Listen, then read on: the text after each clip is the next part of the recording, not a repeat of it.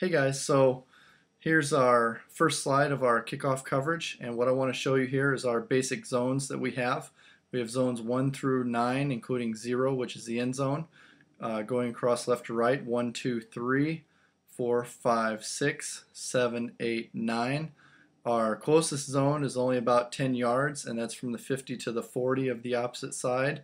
Then from the 40 to the 20, this is our intermediate middle zone right here, 4, 5, and 6, and then we have 7, 8, and 9 that go from the 20 on in. Those are our deep kick zones.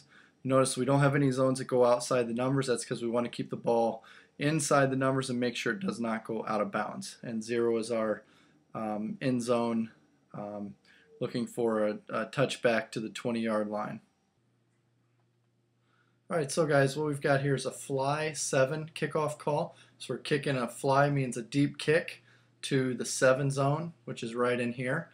And here's our responsibilities for each person on the kickoff team.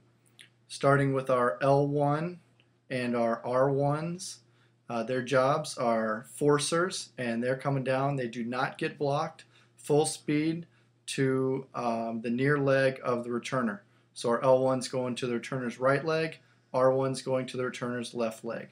Our R5 is our inside out forcer, so he's trying to force the ball back outside, while our R1 and L1 are forcing the ball inside. So you can see we've got this multiple force angles, so everything should converge right on the ball carrier. Moving on to our L2 and R2. So if you're a 2 on either side, you're an outside in forcer.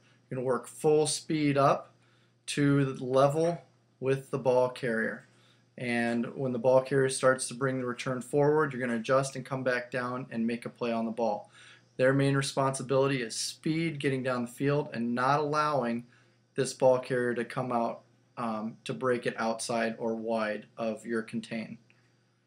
All right, let's take a look at the trackers. Trackers are in the 3 and 4 spots on the right and left side. So we have our head tracker is the L5.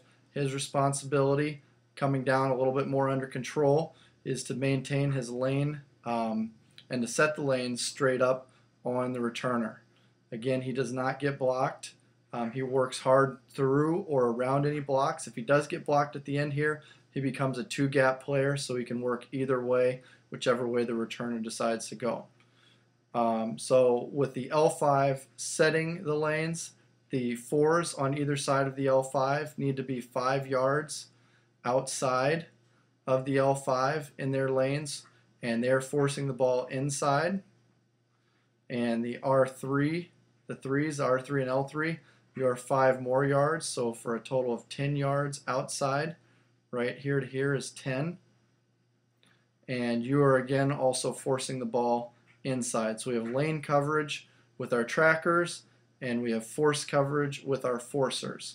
In this way, everyone will end up converging on the ball. Kicker's job is to kick it, the proper kick, to the zone that's called, and then to 15 yards across from the kick to be the safety. If anything does happen to pop through, it's a kicker's responsibility to make sure we get a secured tackle and do not get a score on the kickoff team. So right here we have a fly 9 call. So now we're kicking it down to the 9 zone. Right in here you can see how everyone adjusts their angles and adjusts their lanes accordingly so that we can get coverage down the right side of the field. The kicker should place the ball somewhere between the X and the hash when we're going to the right side of the field. If we're going over here to the left side, somewhere between the X and the left hash, wherever he feels most comfortable to get the ball to the proper zone. Okay, so right here we have a squib 8 call. A squib kick means it's a low, hard line drive. I'd like the kicker to place the ball anywhere between the hash that he feels is a good angle to get the ball low and hard through these other zones. It can be on the roll or the bounce into that deep back 8 zone right here. We don't want the ball to stop in a shorter zone. We don't want it to get picked off by anybody in this near zone here. So just kind of pick a good angle. Say we have defenders here. We may want to place the ball right here and try and shoot it through. Okay, most defenders are taught to let it go all the way through, and with everyone knowing where the ball is going, we'll converge on it, and we should get the ball tackled in a safe field position, hopefully. All right, some key points for our kickoff team. Number one, we want to make sure that we are on sides. We do not want to get caught off sides and have to move the ball further back for the next kick. Next key point, we've got to sprint down full speed. Next key point, need to stay in our lanes. If a blocker forces you out of a lane, you've got to make sure to get back into your lane as quickly as possible.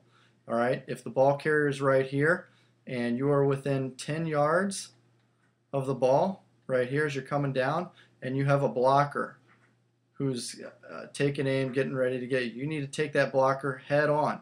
So whatever way the ball carrier goes, you can adjust to it. We do not want to go around a blocker, all right, in this sense, because then we end up opening this nice lane right there. That cannot happen. All right, another key point, converge on the football and break down. Got to come to balance. Finally, we cover as a team. Everybody has a responsibility. We cannot have breakdowns anywhere in order to have a successful kickoff team.